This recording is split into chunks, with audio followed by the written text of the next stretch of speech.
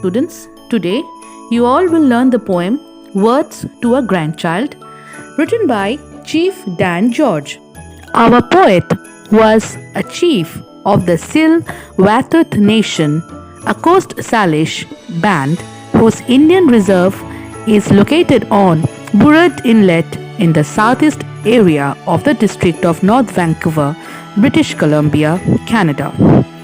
He was also an actor, musician, poet, and author. His best known written work was My Heart Soars.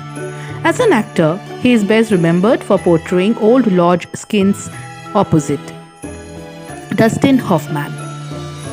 The culture and tradition found in Native American poetry is communicated through the beautiful phrases written in the poem of Chief Dan George.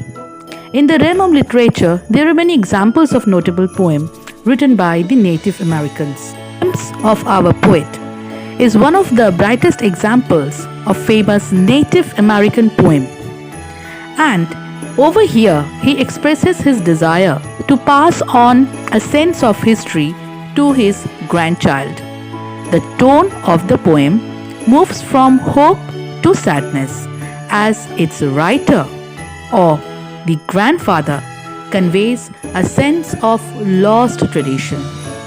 This poem is unique in the way it emphasizes the importance of Native American history and the values, the traditions being passed down through the generations.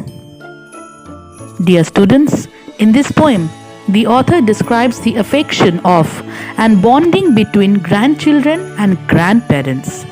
There is a deep connection between grandchildren and parents, and they always exchange warm words and feeling towards their grandchildren.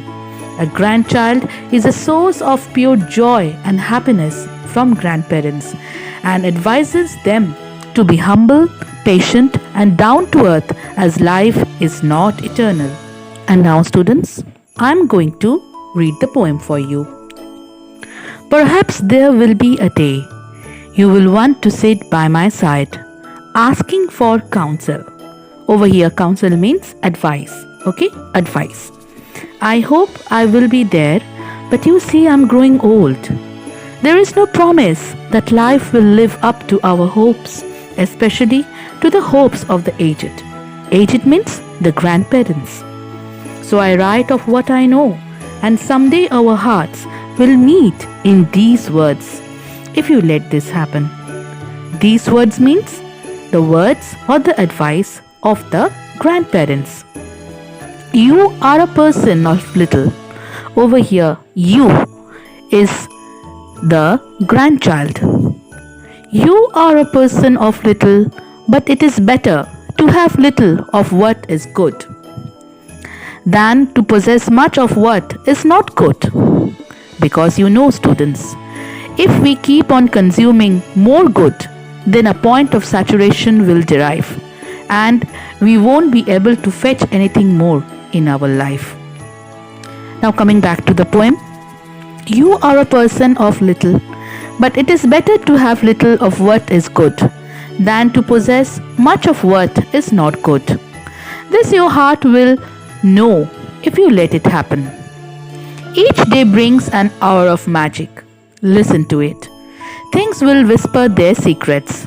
You will know what fills the herbs with goodness, makes days change into nights, turns the stars and brings the change of seasons. When you have come to know some of nature's wise ways, beware of your complacency, for you cannot be wiser than nature. Over here, complacency means a feeling of satisfaction with yourself so that you do not think any change is necessary. A feeling of perfection, of moving towards perfection. Now coming back to the poem. You can only be as wise as any man will ever hope to be if you let it happen. Now, students, once more in this poem we have seen the grandparent. They are simply providing us the proper ways of life so that we can lead our life in a very channelized and harmonious way. They are providing the experiences as their advice in order to make us perfect.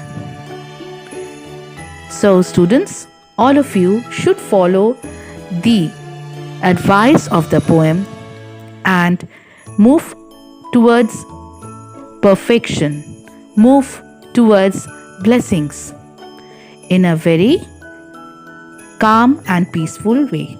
Thank you.